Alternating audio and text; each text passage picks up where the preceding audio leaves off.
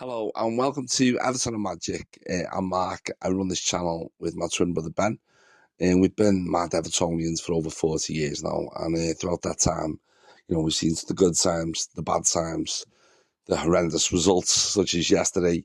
Still not over that, and I think the least said about it, the better. But we love the club, and we wouldn't have it any other way. Our club has a truly fascinating history, and today on the channel, we begin a new series called Everton Stories. In this series, we explore the players, the moments, the eras that have shaped the identity of our great club. Some names everyone will know, some names people will have forgotten, but all of them have contributed to the Everton that we know and love today. And to begin the series, we're going back to the 1960s to look at the career of a striker whose impact was short, it was powerful, and it was unforgettable. This is the story of Fred Pickering, the boomer who lit up Goodison. Fred Pickering joined Everton on March the 9th, 1964 from Blackburn Rovers for a British record fee of £85,000. His arrival immediately created discussion amongst fans as it meant increased competition for places, particularly for fan favourite Alex Young, whose relationship with Patrick was reportedly cool at the time. Fred Pickering answered the fans' quarrels in the best possible way. On his debut, he scored a hat-trick in a 6-1 victory over Nottingham Forest, instantly demonstrating the qualities that had convinced the Blues to invest so heavily in him. During his time at Goodison Park, Pickering established himself as a strong, direct, highly effective centre-forward. He scored 56 goals in 97 league games, a remarkable strike rate that reflected both his physical presence and his finishing ability. Pickering would go on to score 70 goals in 115 games in top performances in the latter stages of the 1963-64 season were particularly influential, as he scored 9 goals in 9 games as the Toffees finished in third place. Pickering quickly became known for the sheer power of his shooting, earning him the nickname the Boomer.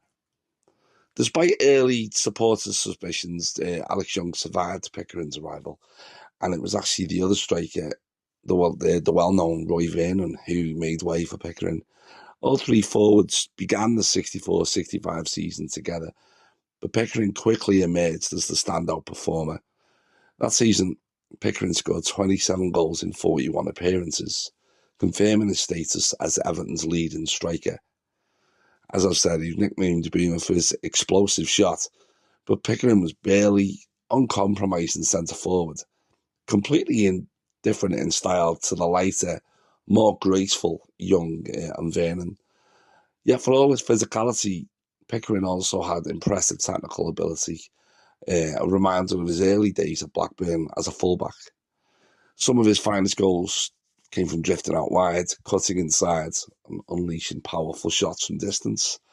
This combination of strength and skill made him one of the most complete forwards in the league at the time.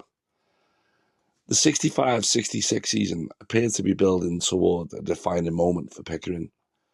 He scored in every FA Cup round leading up to the quarter-finals and was named in England's provisional squad for the 1966 World Cup. However, a cartilage injury happened at the worst possible time. Pickering was ruled out of the 1966 FA Cup final, where Everton famously came from behind to defeat Sheffield Wednesday 3-2. Mike Trebilcock, who replaced him, famously scored twice in the final, while Pickering watched from the sidelines. And it was a turning point that significantly altered the trajectory of Pickering's Everton career. Pickering had been fit previously in the games leading up to the Cup final after a long season of injuries, but Patrick just simply didn't trust his fitness and went with Trebilcock. Pickering's ability was also recognised at the international level. He earned 3 caps for England, scored 5 goals, including a hat-trick on his debut against the United States. His international record remains one of the most efficient in England's history.